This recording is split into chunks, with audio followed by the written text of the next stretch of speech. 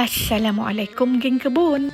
Ada yang bertanya pada saya, bagaimana cara mengatasi jambu batu yang diserang ulat dalam buah tu? Kami ada jambu batu luahan dan jambu batu kristal. Untuk dapatkan hasil yang baik dan elakkan buah jambu disuntik lalat buah, kami bungkuskan buah jambu batu yang ada di pokok menggunakan plastik yang dalamnya ada kertas. Kertas ni untuk menyerap uap dan air. Kalau kita guna plastik biasa atau plastik sahaja, kulit buah jambu batu ni akan rosak dan hitam. Caranya, sarungkan saja pembungkus buah ni pada buah jambu batu. Pastikan kertas kena pada buah. Kemudian staplerkan di bahagian tangkai. Pada hujung plastik ni ada bahagian untuk air mengalir keluar. Bermakna kalau kita nak buat sendiri, boleh.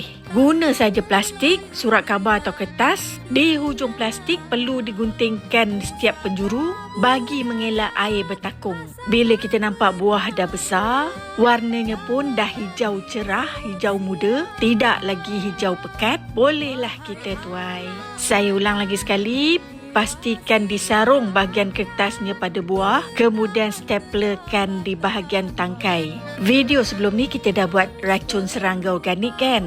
Jadi bolehlah kita semburkan pada pokok jambu batu kita. Racun serangga cili api ni memang sesuai. Semut pun tak suka. Satu lagi cara saya gantungkan alat ni untuk perangkap lalat buah. Gantungkan pada pokok jambu dan pokok-pokok yang selalu diserang lalat buah. Lalat buah ni kalau dah suntik buah tu nampak cantik elok tapi dalamnya berulat. Alat ni dijual satu set. Kita beli dengan cecairnya sekali. Cecair ni baunya sedap. Lalat buah akan masuk untuk makan cecair ni dan akan terperangkap di dalamnya.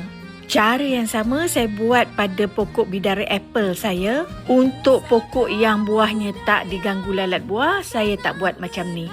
Biarkan saja berbuah macam biasa. Selepas disarungkan dengan plastik berkertas tadi, barulah nampak cantik buah bidara apple ni, luar dan dalamnya. Harap jawapan saya ni dapat dimanfaatkan. Jom tanam. Alhamdulillah.